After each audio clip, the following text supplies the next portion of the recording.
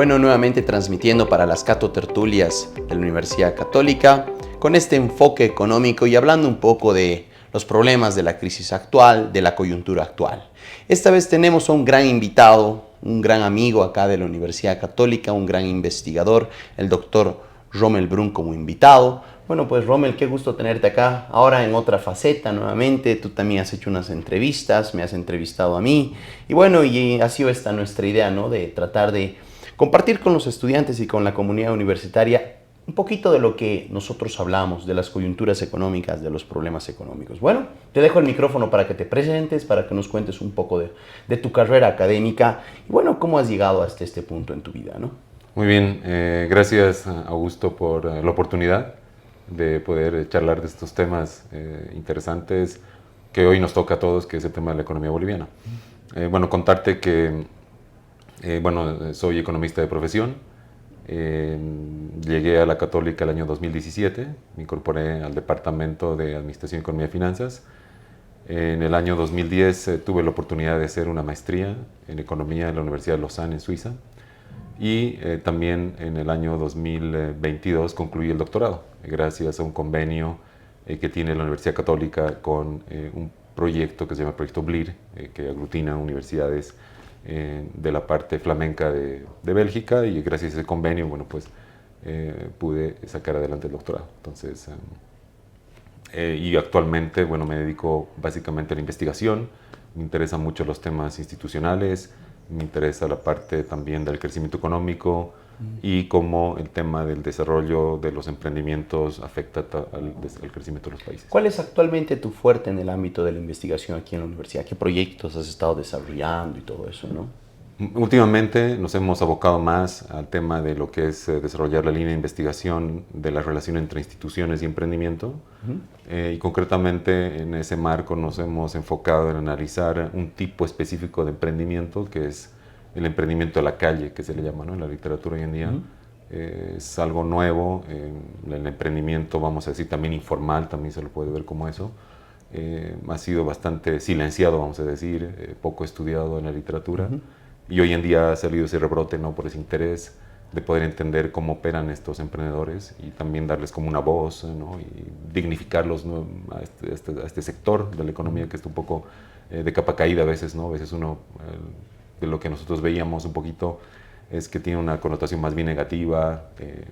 La gente informal, la gente que vende en la calle, ¿verdad?, tiene una connotación más negativa, tanto a nivel de la sociedad como de políticas públicas, ¿verdad?, que a veces se intentan silenciarlos o también se intenta también hacerlos desaparecer, digamos, ¿no?, como si fueran como una suerte de plaga, ¿no? Entonces, esta literatura más bien intenta ver el lado, más bien el otro lado, ¿no?, de la historia de estos emprendedores de la calle y entender su cultura y también ver si existe innovación en ese sector, que a veces uno puede pensar que no, pero sí, efectivamente hay estudios que demuestran que también en ese sector existe innovaciones interesantes. Interesante, porque a veces cuando uno ve el emprendimiento de la calle hoy en día y sobre todo en nuestra sociedad, más que todo ve el comercio minorista, ¿no? Sobre todo comprar algunas cositas para revenderlas a un precio según la necesidad de las personas. Pero si se puede encontrar ahí innovación, la cual a futuro puede incluso llegar a formalizarse, ¿no ve? Que sería lo importante, llegar a formalizarse y obviamente aportar a la economía como tal mediante impuestos y todo lo más, que a veces ellos no quieren justamente por la carga fiscal.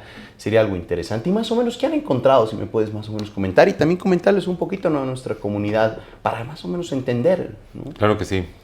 Uno de los temas que logramos estudiar y que nos interesaba mucho era saber cuáles son las motivaciones, por ejemplo, por las cuales estos emprendedores deciden emprender o deciden hacer sus cosas, ¿no? Entonces, antes se pensaba de que este sector emprendía netamente por necesidad, es decir, que al verse con pocas opciones laborales, pocas fuentes de trabajo, bueno, entonces decías muy bien, esta gente emprende por necesidad. Sí. Pero lo que nosotros pudimos ver de un trabajo que estamos realizando aquí en la ciudad de Cochabamba, concretamente, pudimos ver que en realidad la decisión de emprender tiene varias razones, varias explicaciones. Entre ellas también está el tema de la necesidad, pero también encontramos de que muchos de ellos también emprenden por un estilo de vida. Es decir, porque ellos prefieren hacer así las cosas que estar, por ejemplo, empleados, ¿no? Tal vez desde una perspectiva económica lo puedes ver como una decisión económica racional, es decir, un costo-beneficio, ¿de acuerdo? Entonces ellos ven que el beneficio de trabajar y operar de esa manera es mucho mayor que el costo. Entonces deciden emprender más bien por una racionalidad económica, no tanto, vamos a decir, por una necesidad, como sí los hay también, pero también existe una decisión de ellos de entrar en el emprendimiento por una razón también económica, racional económica. También vimos que algunos emprenden por un tema cultural, por herencia cultural, es decir, que bueno, la familia, la abuelita estaba en esto y entonces heredan en el negocio y continúan con el negocio, ¿verdad? Entonces pudimos sorprendernos, vamos a decir así, de que no solamente es por necesidad, pero también existen otras motivaciones que están ahí explicando este fenómeno, vamos a decir, ¿no? Otra de las cosas que nos interesaba saber es el tema de las aspiraciones de crecimiento, ¿no? Es decir, si estos individuos, estas personas que están emprendiendo en la calle, tienen ganas de crecer o no, y tratar de entender de qué dependen esas ganas de crecer o no en los negocios. Entonces ahí también pudimos indagar y ver algunos factores que explican esas aspiraciones de crecimiento. Y nos interesaba estudiar las aspiraciones de crecimiento porque en estudios también anteriores a nivel internacional se pudo constatar de que las aspiraciones de crecimiento es un factor que gatilla el crecimiento de los emprendimientos. Es decir, si el emprendedor tiene ganas de crecer, entonces eso motiva para que el emprendedor crezca, ¿no? Y el emprendimiento puede escalar y eventualmente convertirse en una empresa, ¿verdad? Claro. Entonces, lo que pudimos ver es que efectivamente dentro de esos emprendedores de la calle existen aspiraciones de crecimiento. Hay gente que efectivamente aspira a crecer y que la motivación, lo que motiva, vamos a decir, a ese crecimiento, obviamente es esa visión un poquito más de futuro, de crecer, de ver su negocio escalar. Y entre esas cosas pudimos ver que habían factores que estaban limitando esas aspiraciones de crecimiento y podíamos ver que hay factores regulatorios, muy bien, un poco lo que tú mencionabas anteriormente, ¿no? Efectos de regulaciones que a veces son muy onerosas, es difícil formalizarse, entonces a veces ese tema de esas trabas que pueden existir a nivel de políticas públicas, regulatorias, hace que sus aspiraciones de crecimiento sean menores, ¿no? Por otro lado, también veíamos que había una suerte también de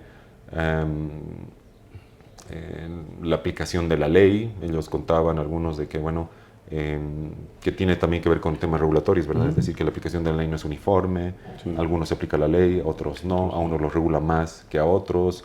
Entonces también esa inconsistencia de la aplicación de la ley también desmotivaba a la gente a tener esa aspiración de crecimiento, ¿no? O sea, ¿para qué voy a esmerarme, digamos, si el trato no es el mismo? Entonces mejor me quedo como estoy, ¿verdad? Y otro de los hallazgos interesantes que pudimos ver es que otro de los factores que estaría incidiendo en esa aspiración de crecimiento de los emprendedores de la calle son los comportamientos oportunistas de la gente. Es decir, que muchos nos contaban experiencias de que, por ejemplo, contrataban a alguien, ¿verdad?, para el negocio, y ese alguien que contrataban le jugaba por la espalda, o le robaba, o le hacía una mala pasada, y esas malas experiencias de comportamientos oportunistas hacía que, bueno, efectivamente preferían no crecer y mantenerse en el negocio tal cual como está, digamos, ¿no?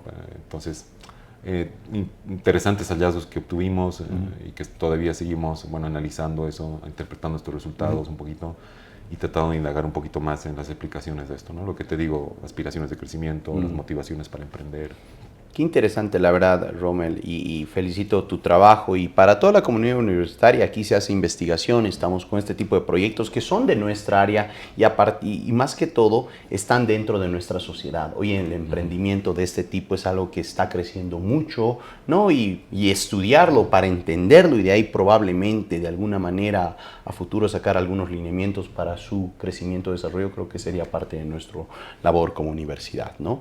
Mira, y ahora entrando un poquito más a la temática y habiendo hablado un poquito de emprendimiento, empresa, los motivos, causas de estos, ¿cómo ves tú y cómo crees que estos emprendedores, empresarios nuevos, cómo ves actualmente que ellos están percibiendo desde tu punto de vista cómo está el contexto económico en el cual se están desenvolviendo? Es decir, ¿cómo ves a la economía actualmente? ¿Cómo ves la coyuntura actual económica? ¿Cómo ves el modelo económico desde tu punto de vista también crítico como economista? Muy bien, como ya lo vimos en otros programas, y también como uno lo va viendo seguramente del informativo, la televisión, los periódicos, bueno, uno puede constatar de que bueno, hay ciertos indicadores de la economía boliviana que están de capa caída, vamos a decir, ¿verdad? No son los que esperaríamos, no son los mejores, y si concretamente hablamos, podemos hablar del tema de inflación, ¿verdad? Estamos entrando en un proceso de inflación, los precios van creciendo, ¿verdad? Luego vemos el tema de tipo de cambio también, ¿verdad? Cómo se va disparando. Tema que bien lo comentabas en las anteriores entrevistas, el tema del déficit, ¿verdad?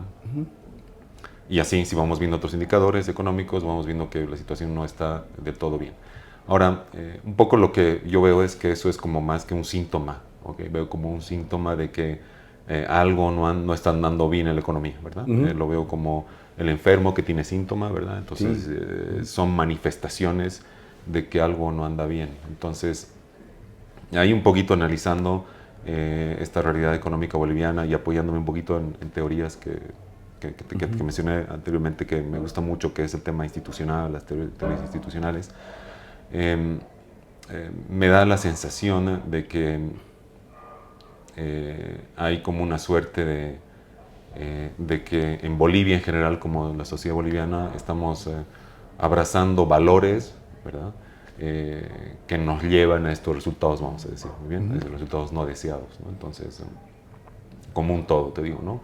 Tanto sociedad civil como políticos, etcétera, ¿verdad? Estamos, creo que, abrazando valores que no nos llevan a desarrollar o a crear riqueza, ¿verdad? Entonces, si uno ve un poquito la historia de Bolivia, te digo, desde el 1825 para adelante, hasta hoy, ¿no? Podemos ver que, bueno, efectivamente a Bolivia como que le cuesta generar riqueza. O sea, es como que hay momentos en donde uno ve, sí, esto parece que va a funcionar, pero volvemos atrás, digamos, ¿no? Otra vez un poquito más vamos avanzando, pero parece como que no terminamos de despegar, ¿okay? Eso sí uno lo ve, por ejemplo, en términos económicos, si ves el ingreso per cápita de Bolivia de estos últimos aproximadamente 200 años, es una cosa que más parece una estabilidad que hemos tenido, algunos golpes pareciera de suerte donde mejoraba, pero nos mantenemos, vamos a decir, relativamente estables, vamos a decir, no hay crecimientos que uno diga wow, ¿no? Como el caso, por ejemplo, de Chile o de Uruguay, por ejemplo, ¿no? Que son economías que han despegado, por ejemplo, o están despegando con algunas dificultades hoy en día, pero bueno, o algunas otras economías que estaban un poco por ahí y que van despegando también, que es el caso de Perú, de Ecuador, ¿no? Y si nos vamos un poquito más por el lado de Europa, bueno, ahí vemos a Inglaterra, digamos, ¿no? Que realmente fue un marcado despegue, vamos a decir, en temas de crecimiento económico, ¿verdad? Crecimientos de bienestar, también para el caso de, vamos a decir, Alemania, etcétera, ¿verdad? Entonces, como que Bolivia ahí como que todavía no termina de despegar, digamos, ¿no? No termina de arrancar, y como que vamos, es decir, podríamos pensar en un tema de un auto, ¿no? Entonces, como que estamos entre primera y segunda, ¿no? Y quisiéramos acelerar la economía, querer generar más prosperidad, que las personas florezcan, pero todavía no se da eso, ¿no? Entonces, se nos quema el motor en medio camino. Y se nos apaga el motor y nos quedamos ahí, digamos, ¿no? Entonces, y veo que una de las temas, y vuelvo a repetirte esto, es que estamos abrazando valores que tal vez no son los mejores, vamos a decirlo así, ¿no? Entonces, concretamente veo que hay un tema de que hay como una preferencia, vamos a decir, en general en la sociedad boliviana de una participación muy activa del Estado, vamos a decirlo bien. Entonces, como que nos gusta mucho el tema de la historia del papá Estado, ¿no? Entonces, creo que es un tema, creo que nos frena, ¿de acuerdo? Yeah. Y esto te digo un poco porque estaba revisando algunas encuestas sobre temas de valores, que es el WBS, que es una institución a nivel internacional que hace encuestas para saber un poquito qué respira cada sociedad. Y ahí me encontré con unos datos interesantes respecto a esto, ¿no? Entonces, por ejemplo, te digo que de cada 10 bolivianos, 7 bolivianos prefieren que la gestión de los recursos en una economía sean gestionados por el Estado. Eso por un lado, ¿no? Entonces, un dato que me marcó mucho la atención y que también puede explicar este fenómeno, ¿no? Pues de que nuestro gasto público es creciente, ¿verdad? Si tú te fijas la historia de Bolivia desde el siglo XIX hasta esta fecha generalmente la participación del Estado ha ido creciendo, digamos, ha ido creciendo, y eso obviamente va limitando el actuar de las personas, ¿verdad? Porque a medida que el Estado toma más peso, más preponderancia, entonces va como que botando de la economía a las personas un poquito, ¿no? Es un rol protagónico. Entonces, ese dato me llamó la atención. Otros datos que pude ver ahí también de estas encuestas, me puse a ver otras cuestiones que tienen que ver, por ejemplo, con el tema si la gente estaba propensa o no a favorecer la libertad, ¿no? Entonces, ahí también me sorprendió el dato, aproximadamente entre 6 y de 7, también 6 de cada 10 bolivianos, como que no le gusta tanto la libertad, digamos, ¿no? Económica, prefiere nuevamente de que sea el Estado el que esté definiendo el rumbo básicamente del país. Entonces, a eso me refiero, a ese tema, ¿no? De ciertos valores que estamos abrazando, que creo que es un poco nos limitan nuestro desarrollo, ¿verdad? Entonces, luego otros temas también que tienen que ver con valores, veía el tema de la confianza, ¿verdad? Entonces había preguntas de confianza, cuánto confía usted en las personas, y también ahí me llamó la atención el hecho de que 1 de cada 10 bolivianos tiende a confiar en las personas. Bajísimo, digamos, bajísimo, ¿no? El 10%. Claro, exactamente, digamos, ¿no? Entonces, si uno lo compara a nivel también Latinoamérica, esos niveles son bastante bajos, ¿no? Entonces, y otro dato que me llamó bastante la atención es otro dato que tiene que ver con los temas de la defensa de los derechos de propiedad, ¿verdad? Entonces, los derechos de propiedad entendidos como una facultad, ¿verdad? La facultad que tiene la persona para poder usufructuar, gozar de los bienes que tiene, ¿verdad? Ya sean bienes materiales o inmateriales, ¿verdad? Entonces, ahí veía algunos datos de otras organizaciones que también se encargan de ver un poquito cómo funcionan estas cosas. Y la verdad es que se puede ver que la sociedad boliviana también, como que ese principio de la defensa del derecho de propiedad no está bien instaurado, bien implantada, vamos a decir así. Los niveles, vamos a decir, de respeto a ese derecho de propiedad son bastante bajos aquí en Bolivia, ¿verdad? Entonces es como que hay como ese déficit o escasez, vamos a decir, ¿no? De ese tema que es importante, ¿no? Porque de acuerdo a estudios sobre lo que es el crecimiento económico y qué es lo que hace efectivamente que las naciones florezcan, qué hace que crezcan las naciones, análisis históricos, también económicos, demuestran que efectivamente son esa defensa, ese respeto al derecho propietario es el que hace que esas naciones hayan desarrollado, hayan crecido, ¿no? Es el caso de Inglaterra, Europa, Estados Unidos, ¿no? Australia. Y el caso de algunos de Latinoamérica también que te mencionaba, ¿no? Por ejemplo, Chile, Uruguay, digamos, ¿no? Entonces, sociedades que apuestan por esos valores, ¿no? El respeto al derecho propietario, digamos, ¿no? El tema de respetar las libertades, entonces son valores que son conducentes, ¿no? A ese desarrollo.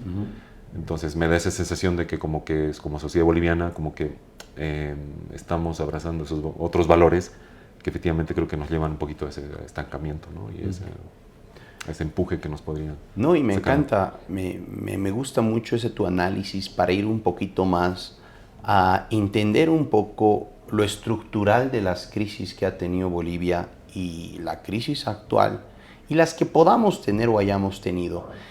Están basadas en las personas, en las decisiones de las personas, en cómo nosotros vemos al contexto. Y para resumir, ¿no? Me decías mucho de que pensamos de que el Estado debe manejar nuestras cosas y él debe ser el único que asigna los recursos, ¿no? La mayoría de la gente piensa eso. También estamos pensando en que no confiamos en los demás. Y eso es, para mí, eso es preocupante, ¿no? De que una persona de 10 confíe en las personas, pues así no se pueden hacer negocios, ¿no?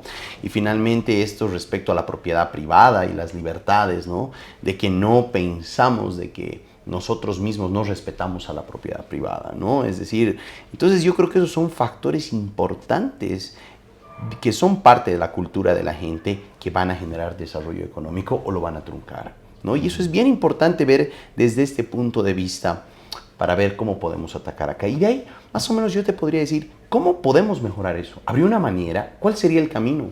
Porque estas son cuestiones muy estructurales de la gente, de la población, de cómo percibe a la población, a su país y a su gente. ¿Cómo podríamos mejorar esto? Bueno, de hecho es una pregunta muy interesante, no fácil de responder obviamente, porque lo que tú acabas de mencionar, efectivamente, acá lo que veo es un tema, como tú lo mencionas, un tema más estructural, de fondo, ¿verdad? Si bien hoy estamos experimentando una coyuntura, diría, bastante crítica, no es la única que tuvimos, ¿verdad? Si tú te vas un poquito más al pasado y volvemos a los años 82, 85, claro, vivimos también una situación crítica, ¿verdad? Temas de hiperinflación, etcétera, ¿verdad? Que fueron ocasionados por, obviamente, el exceso de gasto, los déficits fiscales, ¿verdad? Que te lleva todo eso. Acá creo que el desafío es, como tú lo mencionas, es si bien tenemos acciones que hacer inmediatamente para resolver esta coyuntura, pero también son necesarios cambios estructurales para evitar que estas cosas nos vuelvan a pasar, digamos, ¿no? Porque una situación muy similar la vivimos, o no muy similar, pero muy parecida, vamos a decir así, el 85, ¿verdad? Se pusieron las medidas correctivas para eso, que fue el decreto 21060, ¿verdad? Que básicamente era liberación de importaciones, liberación de precios, y eso efectivamente logró la estabilidad económica del país. Pero mira dónde estamos ahora, digamos, hemos vuelto más o menos a repetir la historia, vamos a decir. Entonces aquí creo que es importante también esos cambios estructurales. Ahora, ¿cómo hacerlo? ¿No? Esa es la pregunta del millón.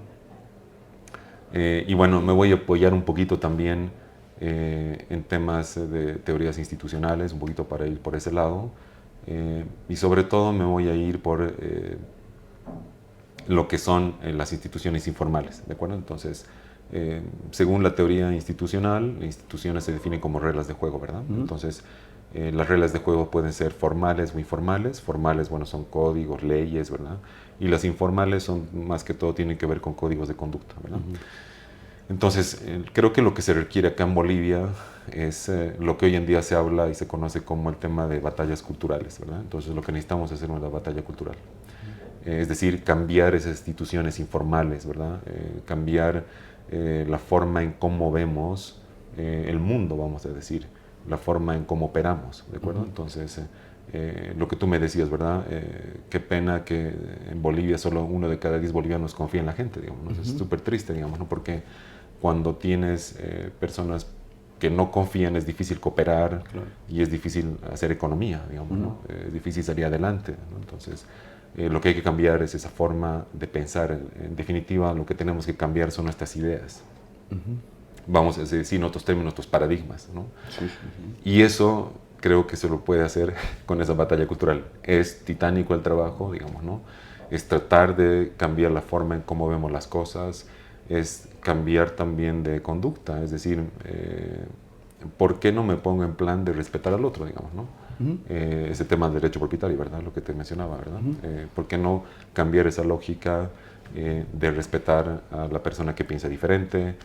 ¿Por qué no empezar a respetar, no sé, sus cosas, lo que hace, su propiedad, digamos, ¿no?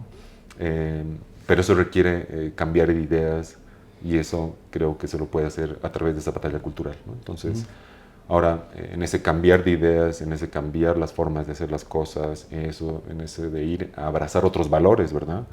Que nos conducen o nos conducirían a florecer como país.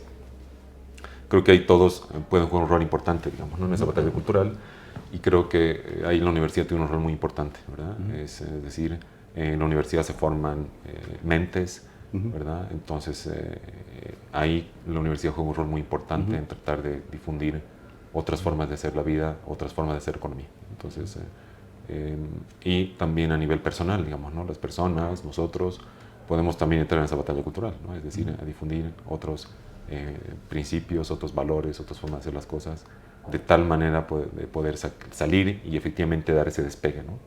Creo yo, digamos, ¿no? Que es obviamente un trabajo un poquito más estructural, más de fondo, pero creo que es necesario, ¿no? Porque si bien hoy podemos poner las medidas que ya se han hablado, creo, bastante sobre esto, es decir, liberalizar importaciones, digamos, ¿no? Para el tema de tener más posibilidades de diésel o de gasolina, o el tema de racionalizar el gasto fiscal, perfecto, digamos, ¿no? Etcétera, y otras medidas que también han dado vueltas ahora. Muy bien, eso se puede hacer hoy, pero es una solución muy coyuntural, digamos, ¿no? Y nos puede ayudar a salir del bache un rato, digamos, ¿no? Como si uno ve históricamente en Bolivia.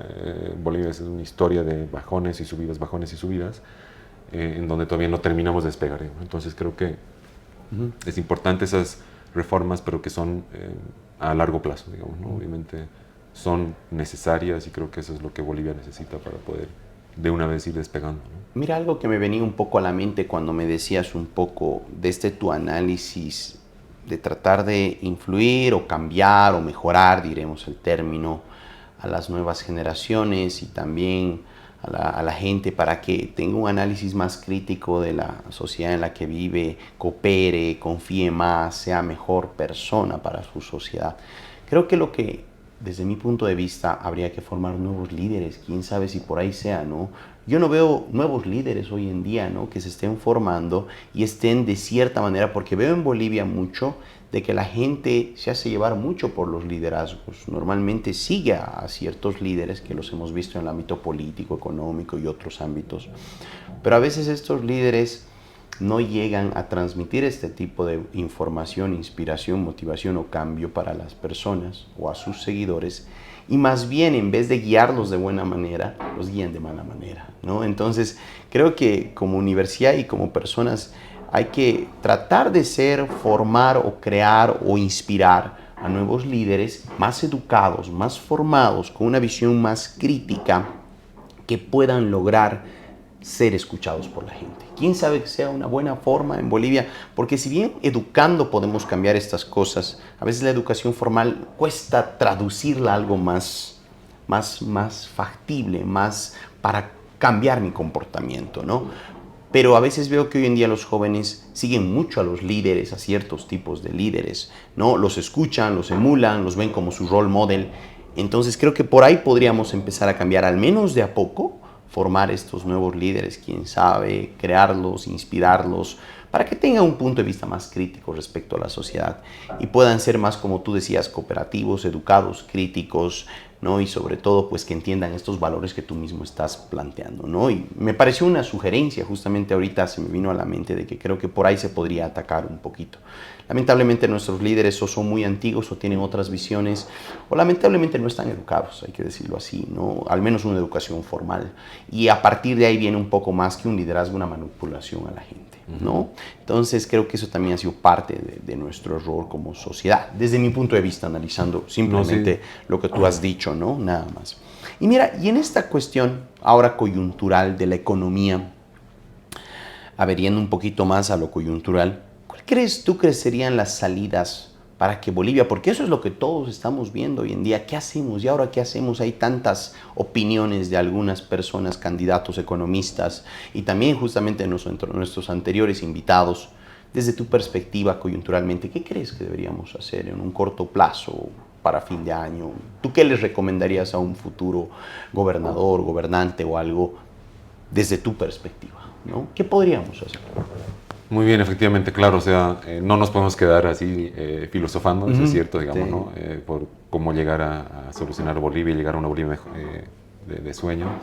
Pero también tienes razón, hay que atacar inmediatamente ciertas cosas, ¿verdad?, que son coyunturales para resolver la crisis en la que estamos ahora, ¿verdad? Entonces, creo que uno de los pasos fundamentales, y coincido mucho con otros también economistas que hablan sobre esto, es ir a sincerar precios, ¿no? Entonces creo que ese es uno de los caminos primeros para seguir adelante esta crisis. Los precios, como se sabe en economía, generan señales, ¿verdad? Generan incentivos, ¿no? Entonces generan incentivos, señales para asignar los recursos de una forma u otra, ¿verdad? Entonces, mientras esos precios sean transparentes, y reflejen efectivamente la valoración de las personas en relación a un bien o un servicio, bueno, pues esos recursos se van a ir asignando de mejor forma en la sociedad, ¿de acuerdo? Entonces creo que el primer paso es ir sincerando esos precios, y uno de los precios ahorita que se ve que está altamente distorsionado es el precio de los combustibles, ¿verdad? Entonces hay que ir primero trabajando eso, digamos, ¿no? Creo que es una medida importante hacer, sincerar esos precios. Por otro lado, también esa línea, y que también se ha comentado antes y que comparto mucho, es el tema este de liberar las importaciones, ¿verdad? Los combustibles, diésel, y que se permita a las empresas que vayan importando esto a competir, y que la gente decida, al fin y al cabo, muy bien, qué empresa es la que le puede prestar el mejor servicio, muy bien, y obviamente la competencia genera un ciclo virtuoso, ¿verdad? hace que los precios disminuyan, la calidad del servicio mejore. Entonces creo que hay que facilitar y hay que limitar las trabas, ¿verdad?, para la importación de diésel y combustibles para que la escasez que vivimos hoy día marcadamente, bueno, se vaya resolviendo, ¿no? Por otro lado, también creo que es importante que entremos a racionalizar el gasto. Creo que también es un consenso a nivel de los economistas hoy en día, y también de sentido común, diría, ¿verdad? O sea, uno no puede vivir más allá de sus ingresos, ¿verdad? Entonces, creo que es bueno que se vayan racionalizando los gastos para asignar nuevamente esos recursos de la sociedad de mejor forma. Entonces, a nivel del Estado. A nivel del Estado, ¿no? Entonces, ahí hay que ver y entrar, vamos a decir, a hilar fino dónde están esas partidas, ¿verdad?, del presupuesto donde se tiene que racionalizar, ¿no? Un poco a la idea de Milei, te diría, y de la que hicieron en Estados Unidos, ¿verdad? Le metieron la sierra y empezaron a cortar ahí gasto improductivo. Entonces, eso es creo que el camino que hay que seguir. Tal vez es doloroso a un principio, pero eso es lo que hay que hacer, ¿verdad? Porque no podemos seguir engañándonos, ¿verdad? O sea, bajo engaños no vamos a llegar muy lejos, ¿verdad? Y por otro lado también pienso que hay que equilibrar las expectativas de la población en cuanto al tema del tipo de cambio, ¿verdad? Hay que ir un poquito estabilizando eso porque, bueno, el tipo de cambio se nos está disparando, digamos, ¿no? Sí. Entonces hay que ir a calmar las expectativas de la gente. Veía unos datos de expectativas de tipo de cambio y de evaluación, y la cosa no está muy bien, digamos, ¿no? La gente en realidad está esperando que esta cuestión suba más, que se devalúe más el boliviano. Entonces hay que ir estabilizando esas expectativas, tal vez manejando tipo de cambios fijos, no sé, estabilizar un poquito eso, dar buenas señales, dar señales de confianza a la población, muy bien, para poder trabajar esto. Por ahí va un poquito la cosa. Creo que son cosas que creo que se deben hacer un poco para retomar la calma y para poder empezar a construir, ¿verdad? Y empezar a construir una nueva Bolivia, ¿verdad? A partir de estabilizar, yo creo, esos primeros aspectos de la economía que te acabo de mencionar, para poder pensar y sentarnos con calma y poder soñar con una Bolivia mejor, en donde abracemos otros valores, ¿no? Te digo, el valor del respeto al otro, o sea, del respeto a los derechos de propiedad, que eso efectivamente nos va a tirar muy lejos. El tema de la libertad, ¿no? Aprovechar de abrazar nuevamente ese valor, digamos, de la libertad. No tenerle miedo, o sea, bueno, abrazar estos valores que creo que son valores que nos van a conducir muy lejos como economía, ¿no? No lo digo por un tema que se me ocurrió hoy en la mañana o me levanté así, sino es por la evidencia empírica, ¿verdad? Sí. Hay mucha evidencia empírica abundante que son estos valores: respeto al derecho de propiedad, abrazar las libertades, muy bien, económicas, políticas, que eso es lo que va a llegar lejos a Bolivia y que ha llevado muy lejos a otros países y que ha permitido que se disparen y que estén, bueno, en sociedades que están floreciendo hoy en día, ¿no? Y a nivel un poquito, sí, he escuchado también muchos análisis de algunos economistas también, y desde un punto de vista, ¿cómo tú lo ves al Estado y respecto a su carga fiscal sobre la sociedad actualmente? Tú harías un Estado un poquito más grande, más pequeño, me dices más austero, sí, que optimice sus recursos, pero con el fin de incentivar a los agentes económicos. ¿Tú crees, y se ha dado estas ideas que todos quieren bajar impuestos, la mayoría de las propuestas económicas, ¿tú cómo lo ves? Muy bien, sí. Lo que vemos, si hacemos un análisis histórico un poquito de Bolivia, te digo, desde los 1825, o sea, desde la independencia de Bolivia, bueno, la participación del Estado en la economía ha ido creciendo. Efectivamente eso. Si piensas en el siglo XIX, bueno, ha habido el auge de la plata, ¿verdad? Del estaño, muy bien, y eso también ha conllevado también a mayores intervenciones del Estado en la economía, las guerras del Pacífico, ¿verdad? Mayor preponderancia en gasto militar, la guerra del Chaco, ¿verdad? Luego, en el siglo XX, inicio del siglo XX, bueno, pues, hablando concretamente de periodos, por ejemplo, el 82-85, bueno, ahí hubo una suerte de racionalización de la economía, ¿verdad? Debido a la hiperinflación, pero después volvimos otra vez con un Estado que participa activamente en la vida del país, digamos, ¿no? Entonces, y efectivamente pienso que esa actividad, esa presencia, vamos a decir, cada vez más grande del Estado, está socavando nuestras libertades. Porque obviamente si el Estado ocupa más campo, bueno, pues es natural de que nosotros salgamos de la escena, digamos, ¿no? Es natural, digamos, ¿no? Entonces, Creo que eso es uno de los temas que tenemos que resolver en Bolivia, digamos, ¿no? Y yo soy más partícipe de que esa participación del Estado sea menor en la economía, para dar más oportunidades a la gente, ¿verdad? A las personas, que sean ellas las que vayan definiendo el rumbo del país, ¿verdad?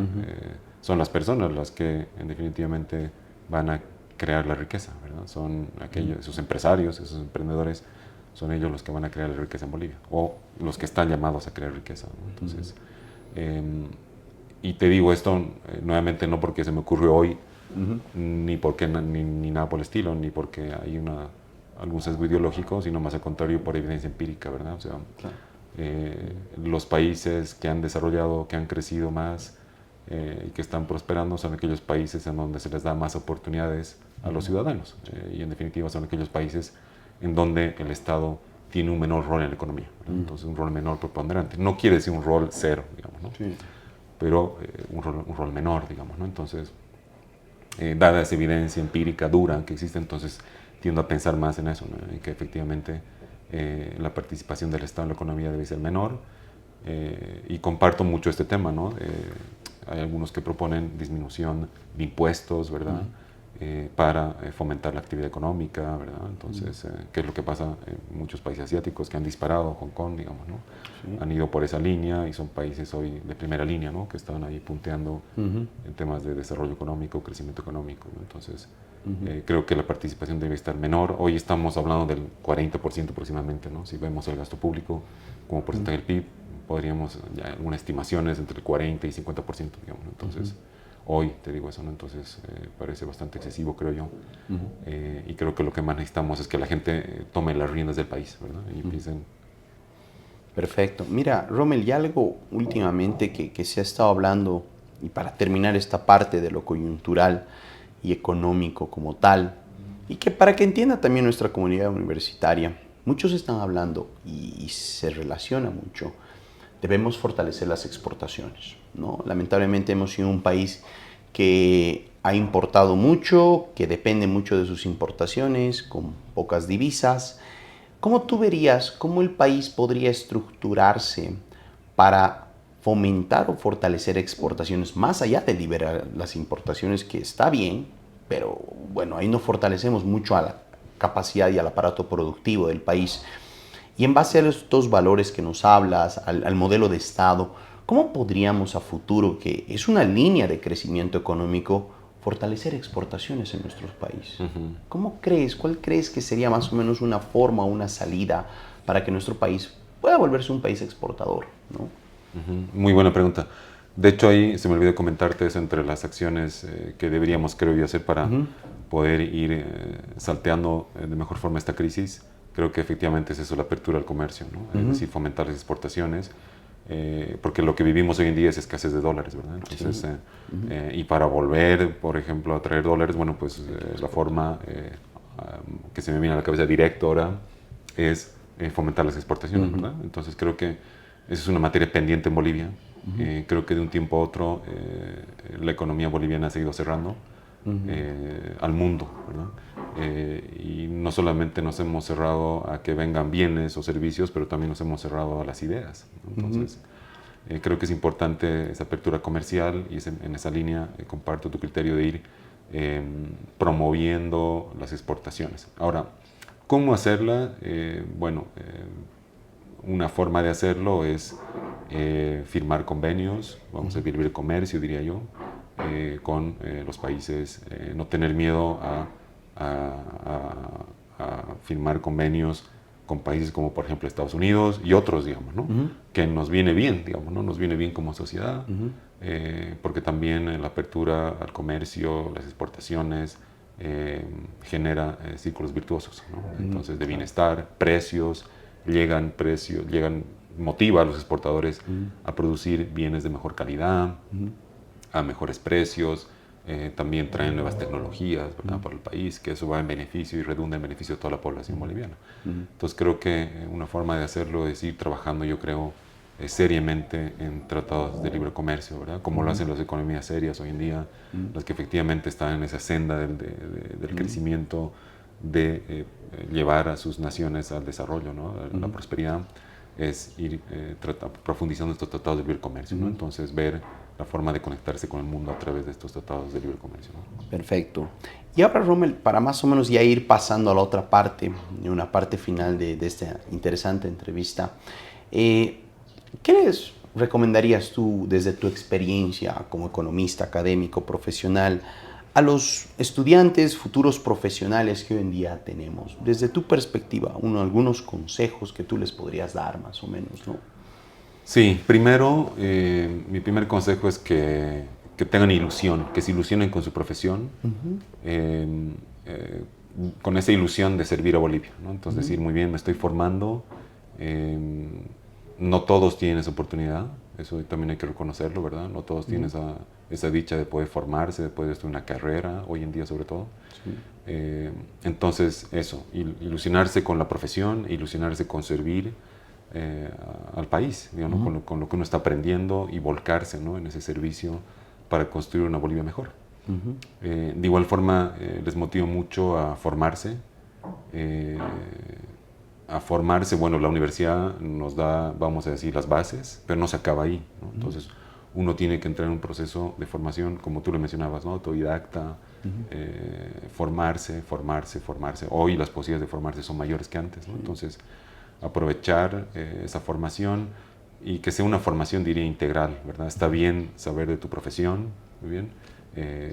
Técnicamente la universidad te va a sacar muy bien, te va a sacar una buena cabeza, pero no te olvides del resto, ¿verdad? O sea, no te olvides de que también hay otras dimensiones, es decir, no solamente veas el árbol, ¿no? Ve el bosque, ¿no? Entonces, y de esa forma, bueno, vas a poder contribuir mejor, yo creo, como persona y como profesional al país, ¿no? Entonces, en ese sentido también motivo mucho a los estudiantes y a todos de la comunidad también a formarse políticamente, digamos, ¿no? Que es importante formarse políticamente, entender cómo opera la política y no hacer la vista gorda, digamos, ¿no? Porque en realidad la política nos afecta a todos. Sí. Entonces, formarse mucho en política. De hecho, yo creo que uno de los problemas, hablando de política, creo que uno de los problemas creo que también que enfrenta Bolivia en el fondo no es tanto un problema económico, pero es un tema político, ¿verdad? Porque son las instituciones políticas, como decía el último premio Nobel de Economía, son las instituciones políticas las que definen las instituciones económicas. Si queremos instituciones económicas buenas, si queremos instituciones económicas que tiren para arriba a Bolivia, necesitamos instituciones políticas buenas, sanas, digamos, ¿no? Pero ese crear instituciones políticas buenas que nos conduzcan a instituciones económicas buenas para que crezcamos, necesita también de población que esté también entendida en política, ¿no? Y que nosotros contribuyamos a mejorar esa institucionalidad política, ¿verdad? Entonces, motivo mucho, ¿no? A los estudiantes, a todos, a tener esa formación política, ¿no? O sea, para poder... Sí. Lindos consejos, ¿no? Empezar por la formación, la ilusión, como tú decías, hay que ilusionarse para tratar de servir y tratar de cambiar o mejorar el medio en el que uno vive, ¿no?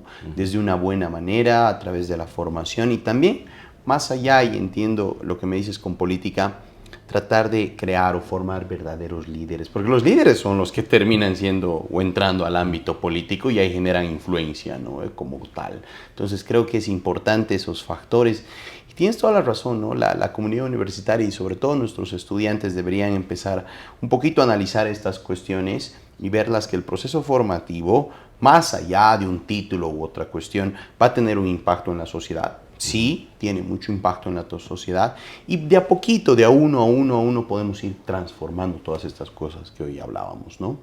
Y bueno, finalmente, Rommel, ¿qué consejo, qué libro en el ámbito de las ciencias empresariales, económicas, les podrías dar a nuestros estudiantes, a nuestra comunidad universitaria, alguien que quiere entender un poquito más de este mundo en el que tú y yo estamos tan metidos, que es la economía, la empresa y todas estas cuestiones? Si tienes algún libro que les recomendarías o algunos libros, pues a ver, no sé si tienes algún consejo, ¿no? Claro que sí, Augusto. Tengo uno que es un libro que me gustó mucho, que es un libro escrito por un intelectual latinoamericano, se llama Alex Kaiser, y este hombre escribió un libro, entre otros escribió varios, pero escribió uno muy bueno, que se llama El economista callejero. Entonces, que va en la misma línea de otros libros que hemos sugerido también en esta serie de programas, que va en la línea de Henry Hazlitt, ¿verdad? La economía de elección, El economista en pijamas, ¿verdad? Y este también es un libro muy interesante para todas aquellas personas que quieran comprender de una forma sencilla, simple la economía, ¿verdad? Entonces los animo mucho a leer ese libro y también que se animen a leer y que entren en esta aventura, ¿no?, de la lectura, pero creo que es un buen libro para todas aquellas personas que quieran entrarse en este mundo fascinante de la economía. Sí, más que todo, ¿no? A veces a la comunidad universitaria y también a la persona de a pie le cuesta tanto entender economía, ¿no? Y estos libros que hemos estado hablando en las últimas charlas y entrevistas, ¿no?, de esta índole, como tú dices, los puede leer no solo uno que ha estudiado economía, ¿no?, uno de cualquier área o carrera, para entender un poco el mundo en el que vive. Por eso me han gustado mucho también estos libros, y el que también nos sugiere es un libro muy de este tipo, ¿no?, para que nosotros entendamos el mundo económico, los mercados en los cuales todos estamos insertos, desde el abogado, el médico, hasta el economista, ¿no? Muchas gracias, Rommel. Realmente una entrevista muy interesante, muy profunda, muy analítica para toda nuestra comunidad universitaria. Pues gracias por tu tiempo, y en otra ocasión pues también estaremos hablando de otros temas de economía. A ti, Augusto, por la oportunidad nuevamente, y nada, pues un gran saludo y hasta una próxima. Listo. Muchas gracias.